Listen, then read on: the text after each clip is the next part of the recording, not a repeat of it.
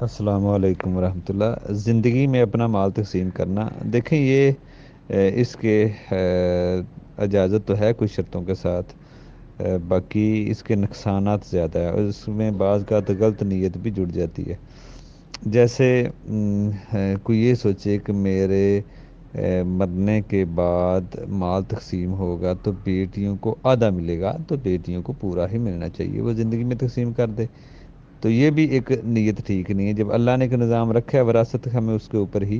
رہنا چاہیے۔ زندگی میں تقسیم کرنے کے نقصانات زیادہ ہیں، وہ نقصانات بھی ہم تقریباً دیکھیں گے۔ اور دوسرا یہ سوچے، یہ بھی بات کا تو نیت جڑ جاتی ہے مرنے والے کی۔ ایک شخص کی مثال کے طور پہ بیوی ہے، تو وہ سوچے کہ بیوی تو آدھا لے گی، 1/4 لے گی، اگر اولاد نہیں ہے، نہیں تو 1/8 لے گی، تو یہ سارا بیوی کو چلا جائے، یا ایک بیٹی ہے تو آدھا لے گی، ایک سے زیادہ ہے تو 2/3 لیں گی، تو وہ یہ سوچتا ہے کہ یہ میری بیٹیوں میں ہی سارا جائے، تو یہ بھی ایک غلط نیت جڑ گئی۔ تو یہ ساری چیزوں کو مد نظر رکھا جائے کہ اس میں کوئی غلط نیت نہ ہو اور بندہ تقسیم کرے، اور اس میں بھی پھر یہ شرط آئے گی کہ وہ بیٹی میں اور بیٹے میں انصاف کرے۔ دیکھیں اولاد جب ایک لیول ہونا تو اس میں پھر انصاف کیا جاتا ہے، اس میں بیوی کو آپ نہ دیں گے کوئی مسئلہ نہیں ہے، لیکن اولاد میں سبھی کو برابر برابر دینا پڑے گا، نہیں تو ظلم ہے، اللہ کے نبی نے ظلم کہا ہے اس کو، تو وہ پھر شرط آئے گی اس میں کہ وہ سب کو آپ برابر برابر دیں۔ دیکھیں نفقے میں فرق ہو سکتا ہے، کوئی بچہ پڑھ رہا ہے یا اس کی ضرورتوں کے حساب سے، کوئی بیمار ہے، کسی کو خوشی میں آگے کچھ چیز دے دینا، تو یہ نفقے میں چیزیں آتی ہیں، اس میں مسئلہ نہیں ہے۔ لیکن جب مال پراپرٹی جائیداد کوئی اپنا ہبہ کرتا ہے نا، تو پھر بھی یہ شرط آئے گی۔ تو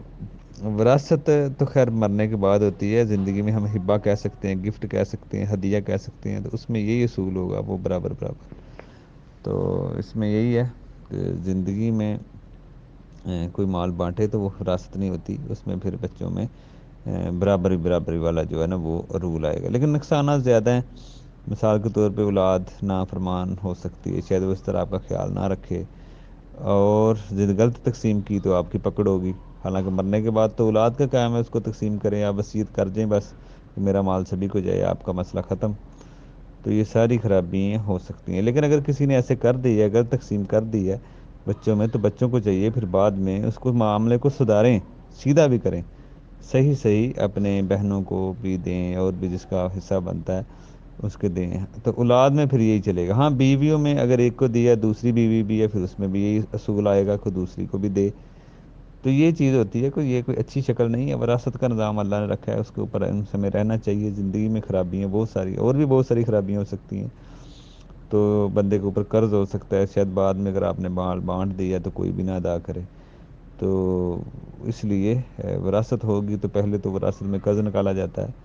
تو اس لیے آپ خواہ مخواہ یہ مصیبتیں اپنے اوپر زندگی میں نہیں لینی چاہیے جو بعد کی مسئلے ہیں، یہ تو بعد کا مسئلہ ہے نا، وراثتی مسئلہ ہے، بنتا ہے بعد میں، تو بندہ زندگی میں ہی اپنے اوپر لے لے۔ تو اس لیے جو زندگی کے پہلے ہی بہت سارے مسائل ہوتے ہیں بندے کے اوپر، بندہ جو بعد کے مسائل ہیں وہ بھی اپنے اوپر لے کے چلا جائے، تو اس لیے وصیت کریں جو بہتر شکل ہے، اور اللہ کے نظام کے اوپر رہیں وراثت کا جو اللہ نے رکھا ہے۔ السلام علیکم ورحمۃ اللہ۔